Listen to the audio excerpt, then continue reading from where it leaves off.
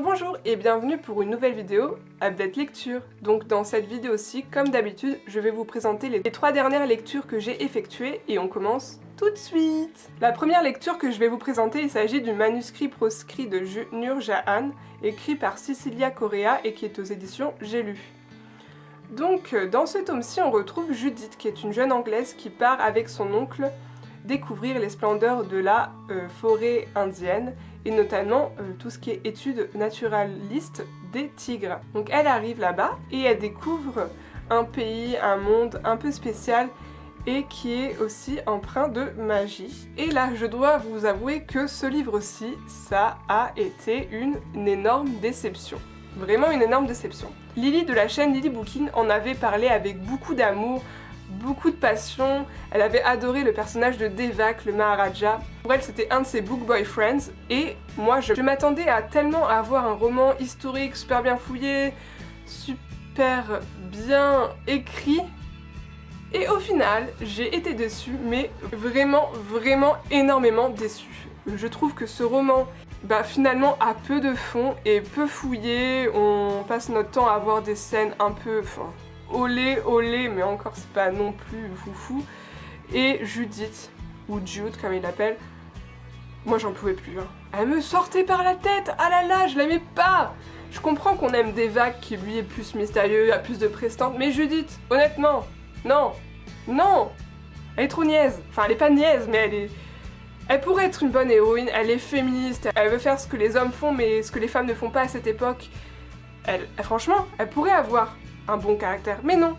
En fait, au final, on se rend compte que ça reste quand même une petite fille de son époque et que même si elle paraît plus avancée, au final, non, elle a des... Puis, je sais pas, trop d'élan amoureux, enfin, de prise de tête, enfin, ce que j'aime pas du tout dans les romans.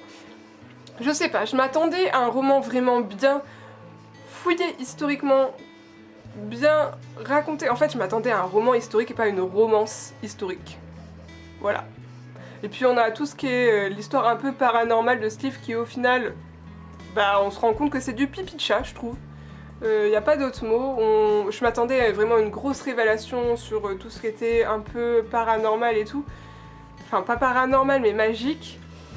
Et en fait non, rien du tout. Au final, on a l'histoire de Devak et Judith qui prend le plus d'espace, leurs contradictions et tout le bazar, enfin bref. Vous l'aurez compris, je suis peut-être un peu injuste avec ce livre, mais j'assume mon avis, j'ai vraiment été déçue, on me l'a trop vendu.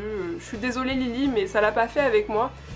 Donc voilà, c'était vraiment ma déception de l'année. Ensuite, j'ai enchaîné avec Warm Bodies de Isaac Marion, et là... c'est une bonne lecture. Donc dans cette histoire-ci, on rencontre R qui est un zombie qui est un peu spécial, un peu différent des zombies. Et il rencontre Julie qui est une jeune fille humaine et il en tombe un peu amoureux. Et du coup, on a leur histoire. J'ai vraiment beaucoup aimé ce roman-ci. Je n'aime pas les zombies d'habitude, ça me fait peur. Enfin peur, un peu peur, mais pas trop non plus. Mais en tout cas, on a l'image du zombie un peu dégoûtant à la Walking Dead qui fait je vais te manger.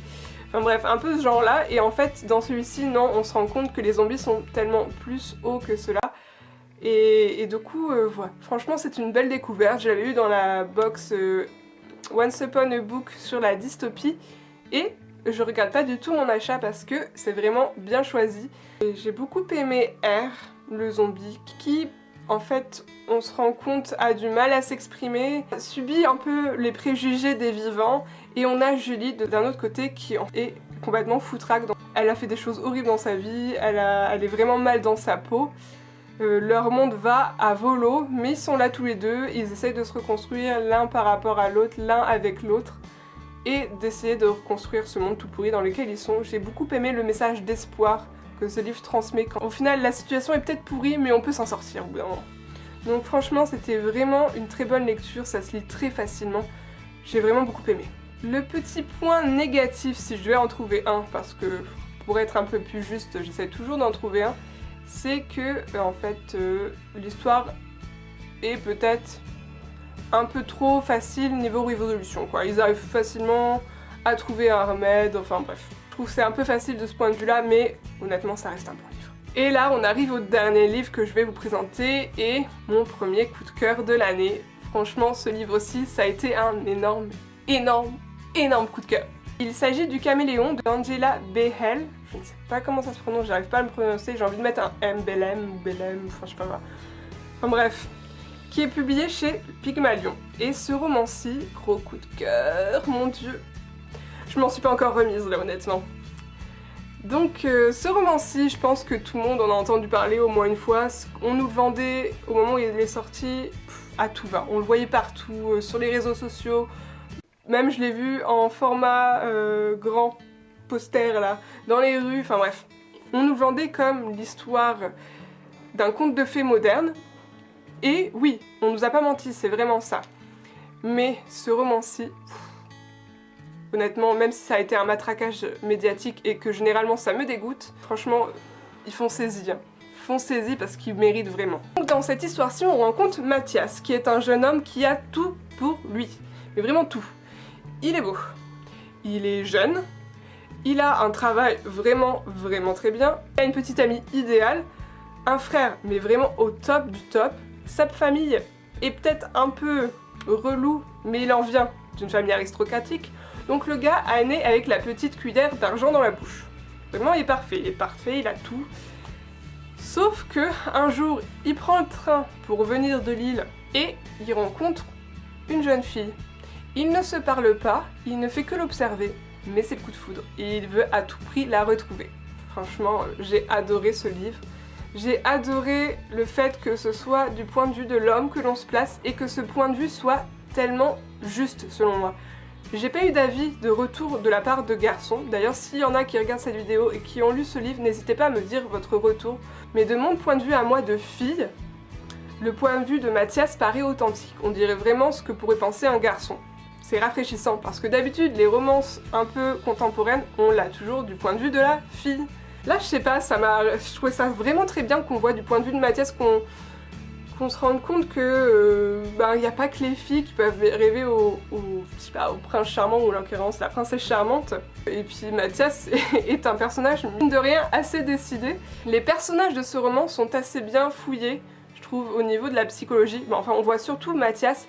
Alexandra, donc la jeune fille, apparaît très peu dans le roman. On a juste quelques passages de son point de vue à elle. Mais sinon, tout est du point de vue de Mathias. J'ai beaucoup aimé aussi dans ce roman le fait que Alexandra écrit un livre et puis que on a tout le processus d'écriture d'un roman qui se passe dans ce livre, qui ressort sur le titre de ce roman. Et finalement, quand on est à la fin de ce roman, on se dit « mais en fait, c'est le roman qu'ils ont écrit ». Et enfin, ça fait un peu mise en abîme. Moi, ça m'a fait vraiment sourire.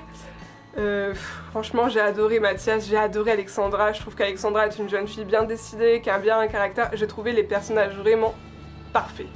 Vraiment parfaits. Vraiment un gros coup de cœur pour ce roman. Je vous le conseille vivement si vous aimez les romances contemporaines. Allez-y. Et puis ce livre peut être lu parler de sexe, je trouve. Vraiment parler de sexe, aussi bien garçon que fille, puisqu'on est du point de vue de Mathias. Donc c'est pas mauve quoi. Mathias est un jeune homme qui a environ 30 ans et du coup il pense comme un homme de 30 ans donc forcément des fois il pense un peu au cul et ça paraît tellement juste. Ses réactions paraissent tellement justes donc franchement c'est pas un roman que pour les filles, vous inquiétez pas les gars, ça peut marcher pour vous aussi. Donc voilà pour mes dernières lectures. Si vous avez lu un de ces livres, n'hésitez pas à me le dire en commentaire ce que vous en avez pensé, etc. Si vous avez des suggestions de lecture, n'hésitez pas également en commentaire. Et moi je vous dis à bientôt pour une nouvelle vidéo et bisous bisous!